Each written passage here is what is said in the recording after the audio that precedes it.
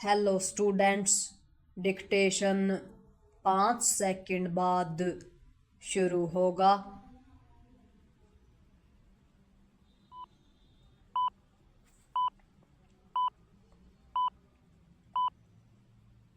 Start.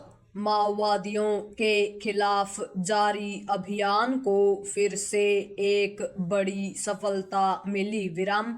इस बार यह सफलता मिली ओडिशा के कंधमाल जिले में, जहां 1.1 करोड़ के इनामी माओवादी सरगना गणेश उइके अपने 4 साथियों के साथ मुठभेड़ में मारा गया विराम। इसके कुछ घंटे पहले ओडिशा में ही 2 और माओवादी मारे गए थे विराम। ओडिशा में माओवादी सरगना गणेश के मारे जाने के बाद यह राज्य भी माओवाद से मुक्त होने की कगार पर आ खड़ा हुआ है विराम।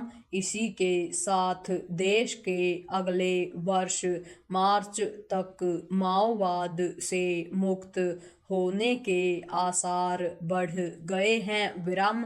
इसे गृह मंत्री अमित शाह ने जिस तरह नए सिरे से दोहराया, उससे इस लक्ष्य की प्राप्ति को लेकर उनकी प्रतिबद्धता का ही पता चलता है विराम। कितना अच्छा होता कि ऐसी ही प्रतिबद्धता मनमोहन सरकार ने भी दिखाई होती विराम। हालांकि मनमोहन सरकार के समय जब चिदम्बरम गृह मंत्री थे तो माओवादियों के खिलाफ ऑपरेशन ग्रीन हंट चलाया गया, लेकिन उसका विरोध कांग्रेस और उसके सहयोगी दलों ने ही शुरू कर दिया विराम। इसके चलते यह ऑपरेशन धीरे धीरे निष्प्रभावी हो गया विराम।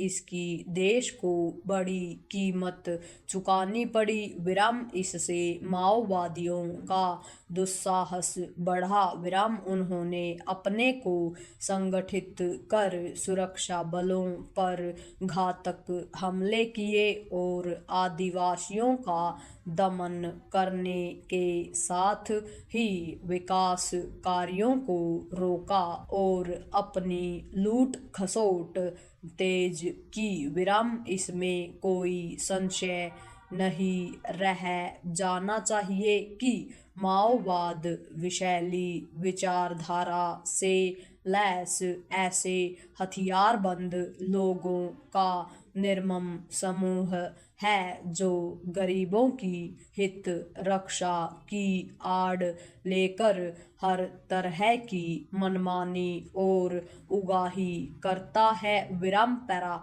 हाल के समय में जिस तरह एक के बाद एक माओवादी सरगना मारे गए हैं और बड़ी संख्या में उनके सहयोगियों ने समर्पण किया है, उससे माओवाद अंतिम सांसें लेता हुआ दिख रहा है विराम। इसकी पुष्टि इससे भी होती है कि अब माओवाद से प्रभावित जिलों की संख्या 11 ही रह गई है विराम। एक समय में ऐसे जिलों की संख्या 182 थी विराम। बीतते कुछ समय में माओवाद से कई ऐसे क्षेत्र भी मुक्त हुए हैं जो उनके गढ़ हुआ करते थे विराम। हालांकि कई भूमिगत माओवादी नेता इस नतीजे पर पहुंच चुके हैं कि वे हारी हुई लड़ाई लड़ रहे हैं, लेकिन वे हथियार छोड़ने के लिए तैयार नहीं विराम। इसकी भी अनदेखी नहीं की जा सकती कि माओवादी जब तब सुरक्षा बलों को चुनौती देते रहते हैं विराम। इसे देखते हुए बचे खुचे माओवादियों के खिलाफ शक्ति का परिचय देने में संकोच नहीं किया जाना चाहिए विराम।